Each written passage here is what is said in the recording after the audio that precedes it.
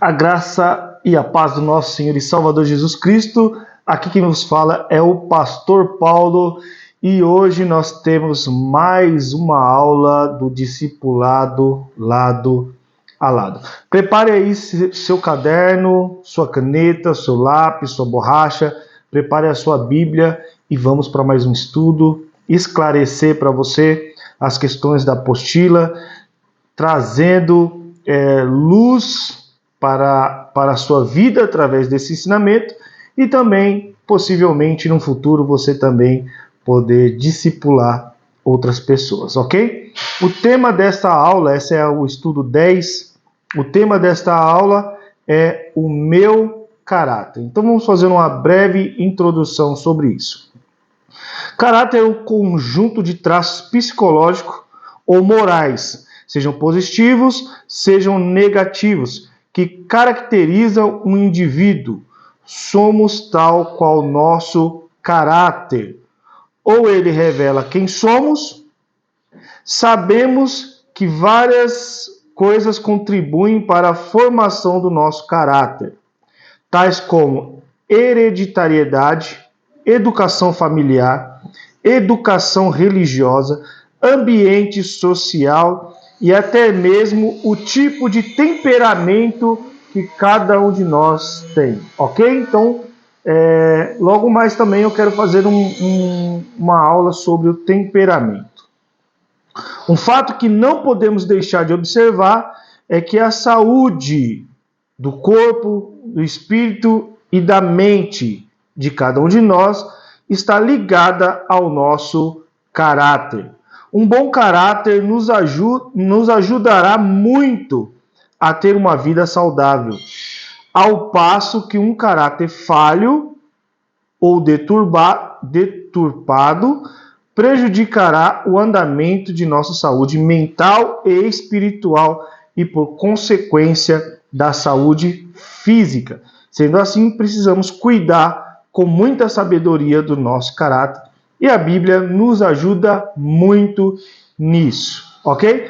Então nós vamos falar um pouco sobre a questão do caráter e a Bíblia vai nos dar luz acerca desse comportamento, seja psicológico, ou seja moral, seja para o lado positivo ou negativo. Nós vamos se inteirando sobre isso e vamos nos alinhando em Deus para viver as suas promessas. Amém? Então, escreva aí meu caráter, depois pule e escreva meu coração, meu caráter, ok? Primeira pergunta, você vai escrever aí, na primeira pergunta, segundo o que Jesus disse em Mateus capítulo 15, versículo 19, qual é a sede da maldade humana? Ponto de interrogação.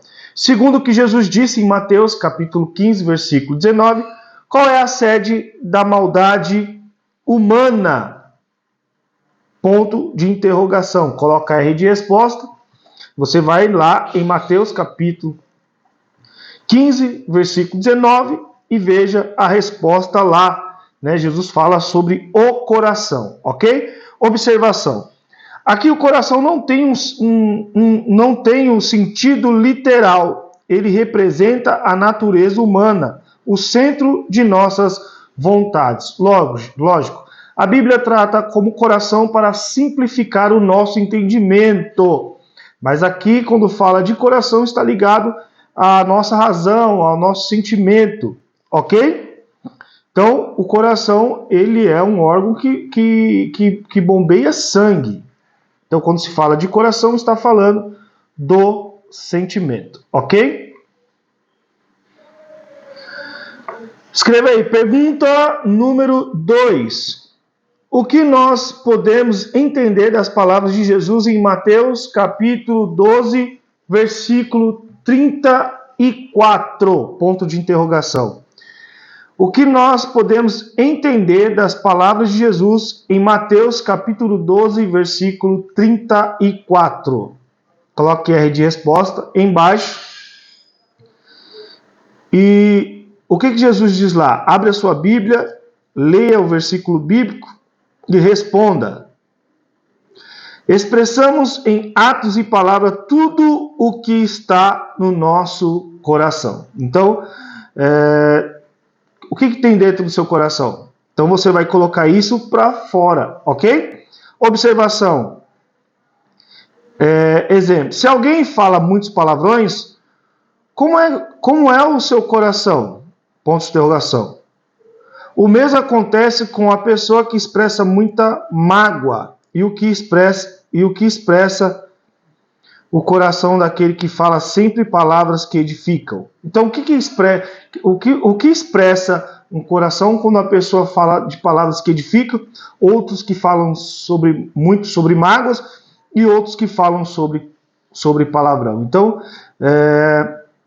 Jesus nos ensina sobre o que está dentro do nosso coração. É o que mais nós falamos com a nossa boca, ok? Segundo o que aprendemos na Bíblia, nosso coração reflete nosso caráter, ou seja, mostra exatamente quem nós somos. A má notícia é que todos nós nascemos com um coração pecador. Está lá em Salmos 51, 5. E temos dificuldade de apresentar um bom caráter. Precisamos urgentemente receber de Jesus um coração transformado através do arrependimento e da fé. Jesus chamou essa experiência de um novo nascimento, que é de fato morrer. O velho homem pecador precisa morrer e renascer um novo homem justo. Você já nasceu de novo?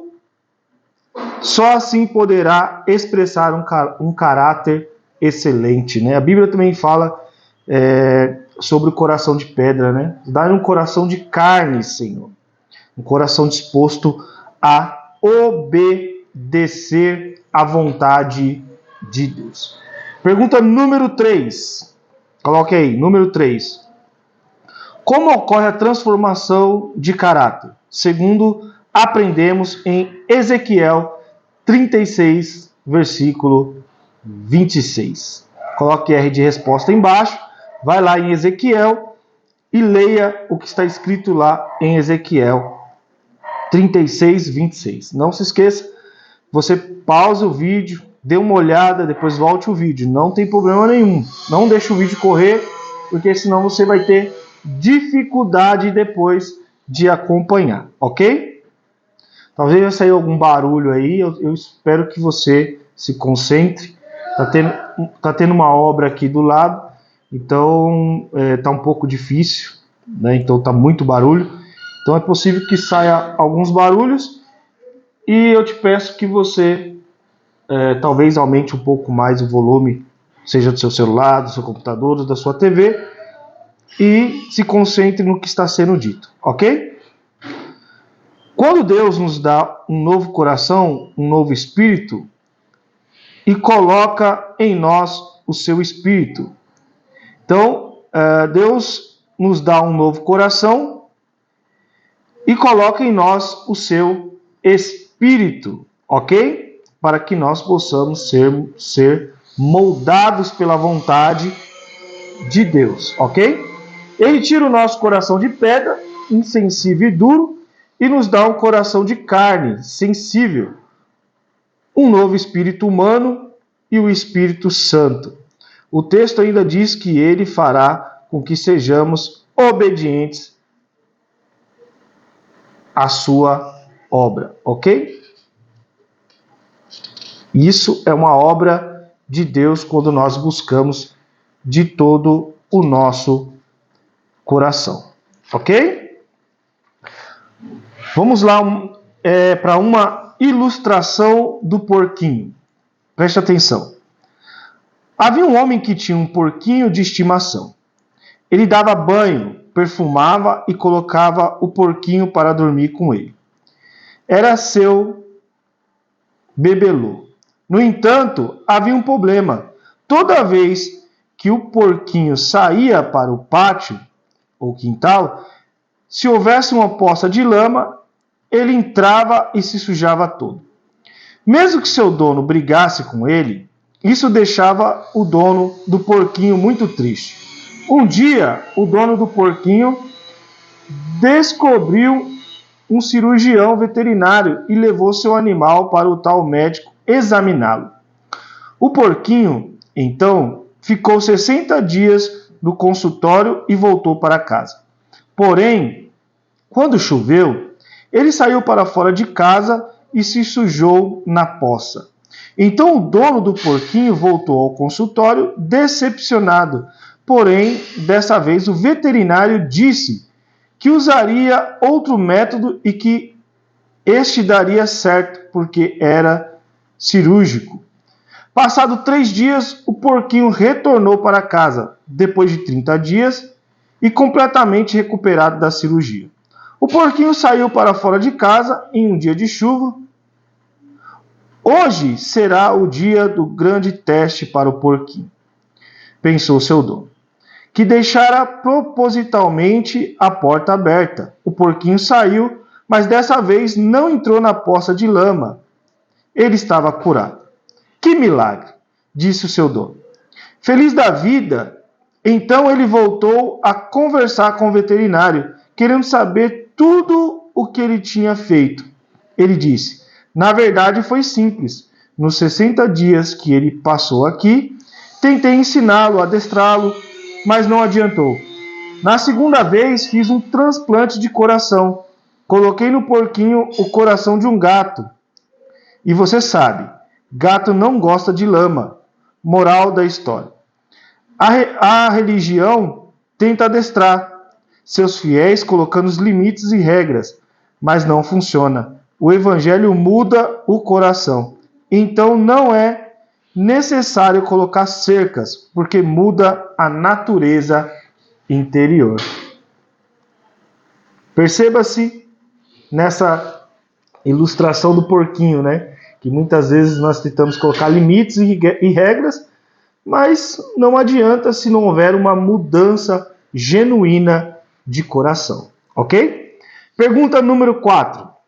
Leia Efésios capítulo 4, do versículo 22 ao 24. Aqui vemos que os frutos da velha natureza, velho homem, são o pecado e a destruição. Já a nova natureza do homem, criada por Deus, é implantada em nós por Cristo. Nos possibilita viver corretamente porque nos dá um caráter verdadeiro e santo. Amém?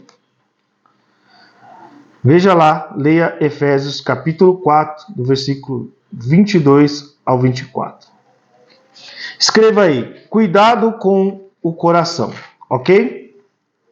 Sabendo então que o nosso coração é a sede de nossa vontade e das nossas emoções, que recomendação a Bíblia nos traz em Provérbios capítulo 4, 23? O que podemos entender sobre isso? Ponto de interrogação. Essa aqui é a 5, tá? Que eu acabei de ler. Aí você coloca R de resposta e vai lá em Provérbios capítulo 4, versículo 23. Devemos guardar o nosso coração. Cuidar com o que nós pensamos, ok? Não deixar o pensamento te seduzir. O pecado ele acontece quando nós consumamos. Então, quando ele acessa sua mente, você aborta ali, você acaba não pecando. Mas quando acessa através dos seus olhos algo, ou dos seus ouvidos, dos seus sentidos, e você não aborta, provavelmente você cairá em laço, ok? Observação, isso significa que precisamos tomar cuidado com o nosso coração, nossa mente, porque seremos o que ele é. O texto, na tradução Ara, diz, sobretudo que se deve guardar, guarda o coração, porque dele precedem as fontes da vida, ok? Nesse caso, vigilância é a palavra correta. Jesus também falou sobre isso. Ele disse, vigiai e orai, para que não entreis em tentação. O espírito, na verdade, está pronto, mas a carne é fraca. Em Mateus 26, 41. É necessário ter a consciência de que prevenir é mais fácil do que enfrentar a tentação ou as consequências do pecado. Então é melhor você prevenir do que ter que reparar as consequências do pecado. Ok? Pergunta número 6. Além da vigilância, a Bíblia nos recomenda algo importantíssimo em Filipenses capítulo 4, 8. O que? Ponto de interrogação. Essa é a número 6. Amém? Além da vigilância, a Bíblia nos recomenda algo importantíssimo em Filipenses capítulo 4, versículo 8. O que? O que a Bíblia nos recomenda? Ponto de interrogação. Coloque R de resposta. Devemos encher nossa mente com tudo que é bom e merece elogios. Isto é, tudo que é verdadeiro, digno, correto, puro, agradável e decente. Então leia o Filipenses, capítulo 4, versículo 8, e coloque lá a resposta para essa pergunta. Agora a palavra correta é alimentação. Conforme enchemos nosso coração com coisas boas, vamos expressar coisas boas no dia a dia. Um bom exemplo de comparação é o computador. Ele só mostra dados e faz operações que lhe foram imputadas. Se alimentamos nosso coração com oração, palavra, cânticos, comunhão e adoração a Deus, certamente vamos manifestar atos de bondade e edificação diária. Ok? Pergunta número 7. Além de vigiar e encher nosso coração com coisas boas, qual outro fator nos ajuda muito a melhorar nosso caráter? Leia Provérbios 13, 20. Coloque R de resposta embaixo e responda essa pergunta. Então, o que nós devemos fazer? Andar com pessoas sábias. Já disse que nós somos a média das 5 pessoas que andamos. Se nós andamos com 5 pessoas que vão nos direcionar, nos ajudar, nos alimentar, nos alinhar, nos repreender, nos ajudar a crescer, essas pessoas têm um bom comportamento, provavelmente você será a sexta. Mas se você andar com 5 pessoas terríveis, que só falam besteira o dia inteiro, provavelmente também você será a sexta pessoa. Não estou dizendo que você deve abandonar suas amizades, não estou dizendo que você deve não comungar com nenhum tipo de pessoas assim. Não é sobre isso, mas estou dizendo com pessoas que você convive a todo tempo, que só trazem coisas terríveis para a sua vida e que não te traz nenhum tipo de alinhamento. Então, seja esperto, seja sábio. Ande com pessoas que te edifiquem, que pessoas que falem do Senhor, pessoas que tenham a sua mente centrada na sua vida, na sua família, no seu ministério, em buscar a Deus, e você provavelmente será a sexta pessoa que será muito bem sucedida no caminho do Senhor, ok? Então, conclusão. Transformação do coração, vigilância constante e alimentação espiritual são palavras de ordem para a construção de um caráter cristão em nós. Isso nos trará saúde espiritual, mental e física e servirá para testemunho de nossa fé em Cristo Jesus. Amém? Essa foi a 10ª aula, ok? Falando sobre caráter. Eu quero fazer uma oração com você neste momento, ok? Feche os seus olhinhos. Vamos falar com o papai para que ele possa nos abençoar neste dia, nos direcionar nesse dia. Né? Nós falamos sobre o caráter, né? O meu caráter, aula 10. Oremos. Pai de amor, de graça, de misericórdia, te pedimos neste dia que guarde o nosso coração, a nossa mente, os nossos pensamentos. Nos ajuda, Senhor, a nos alimentarmos cada dia de Ti. Coloque pessoas no nosso caminho que estão focadas na Tua presença, nos dê discernimento para isso, entender, Senhor, que há uma necessidade de nos alinharmos a cada dia. Proteja-os debaixo das Tuas asas, livra-os de todo o mal, Senhor. Dê força para este dia, que eles possam avançar e crescer na Tua presença e possam a cada dia estar mais parecido contigo. É o que eu te peço e te agradeço no nome de Jesus. Amém e amém. Que Deus te abençoe, te guarde, te ilumine. Não se esqueça de curtir e comentar. Isso nos ajuda a compartilhar este estudo e essa palavra com outras pessoas. Que Deus te abençoe e te dê um dia de paz e de graça no nome de Jesus. Amém e amém.